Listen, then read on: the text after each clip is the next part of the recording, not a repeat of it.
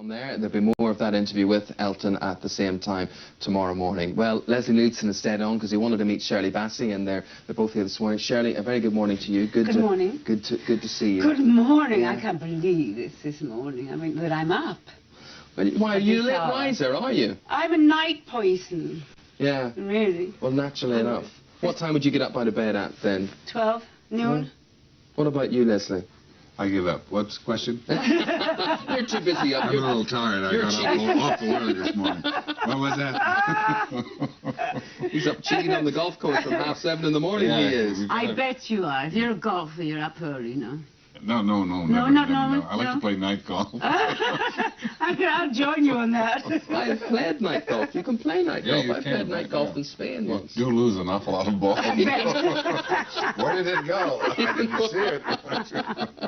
You really do have to keep it in the fairway. You don't play golf at all, do you? No, I tried, and I was kindly asked not to play anymore because I left so many holes and divots. On the ball. Yes, sort of is that what you call them, divots? Divots, yeah. That's what you call them. I left divots. And you're supposed to replace them, pat them down. Well, I didn't. No. Well, I do have to say now, people will be watching this morning admiring this. What this beautiful cardigan. It's a jacket with all the Broadway shows, and Andrew Lloyd Webber shows are on these as well. I mean, there's My Fair Lady, name. Somewhere there's Cats, yes. Phantom of the Opera. Camelot. Yes. Except they spelled it with an O. Music it must have been done in Taipan or something. It's Omelot. which I am sometimes, Omelot.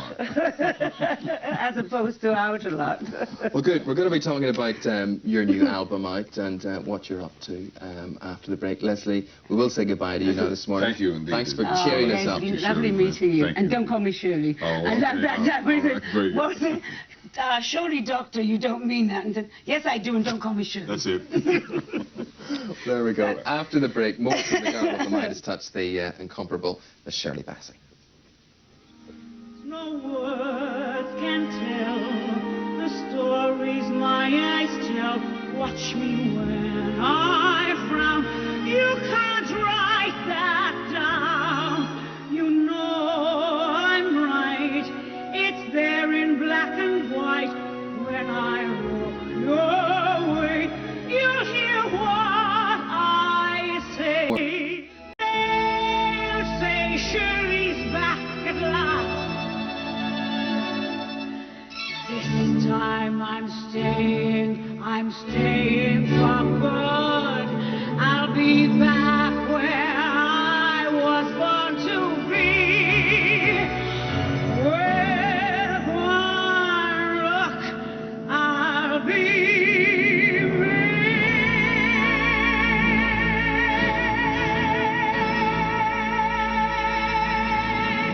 There she is in her full glory, the big spender herself, Shirley Bassey, here in the studio with us this morning. Shirley, it's always easy to say to guests, you know, oh, I love your work or whatever, but I have to say, I have to probably insult you in the first place. I was offered... Please do, I love it. I was offered tickets to a concert of yours about 7 years ago in Dublin, and I thought, nah, this will not be my cup of tea. I will not like this. And they were front row seats, and we went. And I can truthfully, hand on heart, say it was the most spectacular big stage show that I had seen. You are a magnificent performer, an incredible voice. But you did embarrass me. Did I? You sang Big Spender, and what she does is she points someone out in the audience, and she comes down, and you wiggle your hips, and you point, you do all sorts of things. And I stick my bottom out. And to use a Belfast term, I was cut. Cut to the bone I was. Embarrassed. If the ground had have opened up and swallowed me. I'm sorry about that. But you really are electric, and I have been a firm fan ever since. Most men get excited when I choose them out in the audience. I'm sorry if you were embarrassed. That's just the kind of guy I am, you know, that's me. The songs of Sir Andrew Lloyd Webber, that's your latest project. Yes. Do you have to ask him permission to do that? No.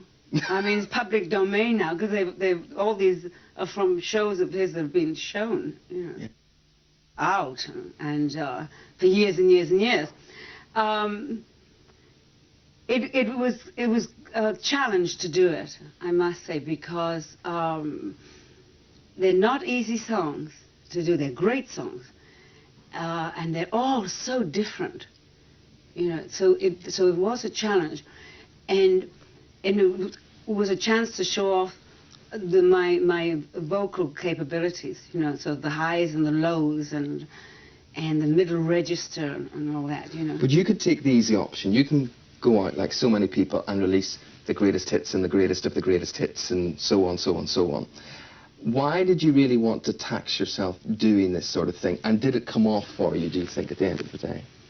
Well, as I say, it was a challenge, and I'd never done one man's works before on one album. And I did it in 4 days. Now, that was the singing, the recording, the preparation, you know, choosing the songs, fixing the keys. Took a little bit longer. And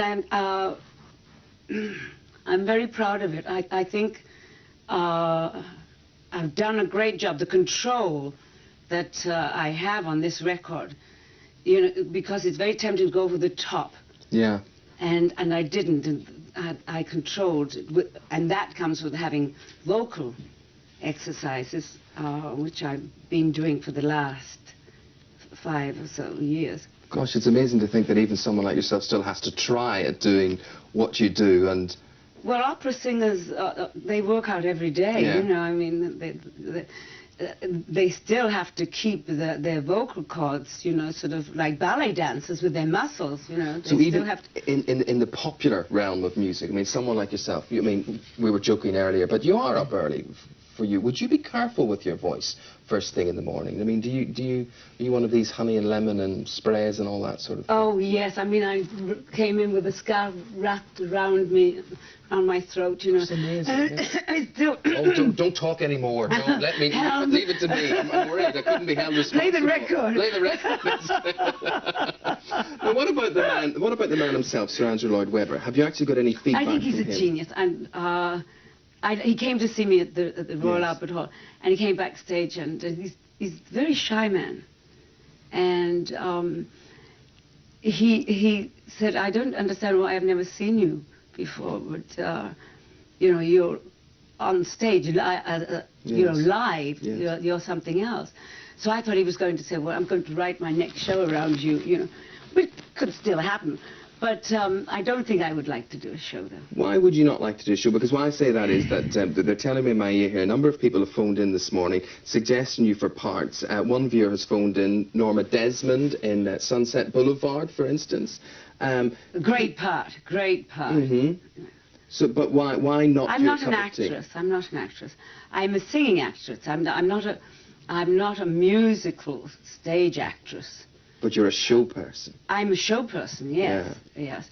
But I do it in my, you know, it's my timing. It's what I have going up here. I don't think I could have somebody telling me what to do. Oh, that's the crux of it, isn't it? I think that's you like being in control. I like to be in control. Yeah. Well, I have been more or less for 40 years. This is my 40th year in show business this year. Well, tell me this. 40 years, you're absolutely amazing. For the first time, though, you embarked on a tour where you had, because normally you're centre stage, you are the person, it is your concert. Liza Minnelli and... I just finished with Ray Charles in Germany, which was the first. We did 5 concerts around Germany. And that was quite something. I mean, 15,000 people in great big stadiums and so intimate.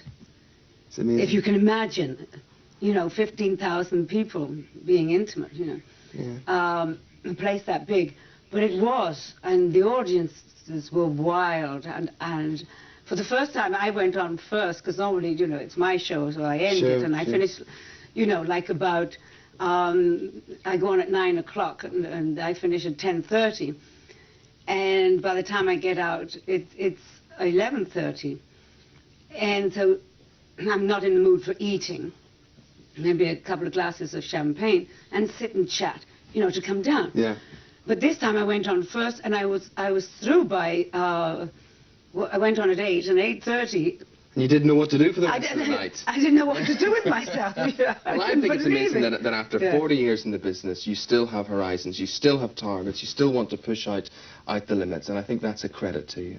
And thanks a million. It's been lovely talking to you today. It's been lovely looking at your... You're pushing me off That's it, after I've gotten up at this hour in the morning and I can't talk. I'm just worried about your voice. Here, have a glass. Thank you. No, just drink that. There, but it's been great. It's been great looking at your cardigan. It's been really lovely. Vodka in it. It's bright. Shh.